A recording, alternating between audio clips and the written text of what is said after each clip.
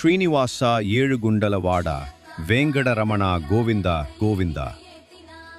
ஏழுமலையானை பார்த்த உடனே கண்ணீர் வந்துடுதுன்னு நிறைய பேர் சொல்றாங்க. 10 முதல் 12 மணி நேரம் கியூல நிக்கிறாங்க.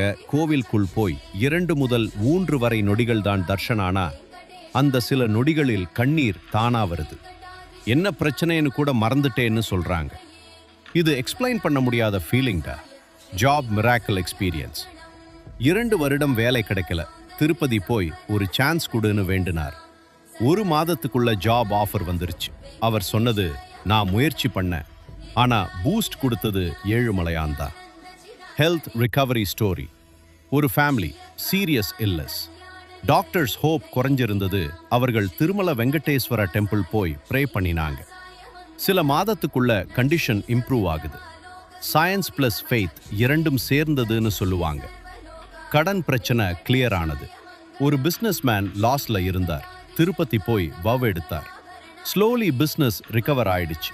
அவர் சொன்னது, மைண்ட் காம் ஆனதும் டிசிஷன் சரியா எடுக்க முடிஞ்சது. பலர் மொட்டை அடிக்கும் போது ஈகோ குறைஞ்ச மாதிரி ஃபீல், மனசு லைட் ஆகுது. நான் ஜீரோ, நீதான் எவ்ரிதிங்னு சரணாகதி ஃபீலிங். இது ஒரு பவர்ஃபுல் ஸ்பிரிச்சுவல் ரீசெட்.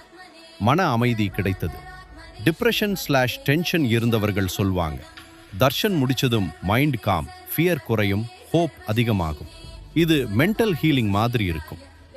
ஆன்சர் கிடைத்தது. ஃபீலிங். சிலர் டவுட்டுடன் போவாங்க. தர்ஷன் அப்புறம் கிளாரிட்டி கிடைக்கும். அது கோயின்சிடென்ஸா இல்ல டிவைன் கைடன்ஸான்னு அவர்கள் நம்புறாங்க. நீங்களும் கோவிந்தான்னு உருக்கமா வேண்டி நினைப்பதை கேளுங்கள். உங்கள் எண்ணங்களை நிறைவேற்றுவார் பெருமாள்.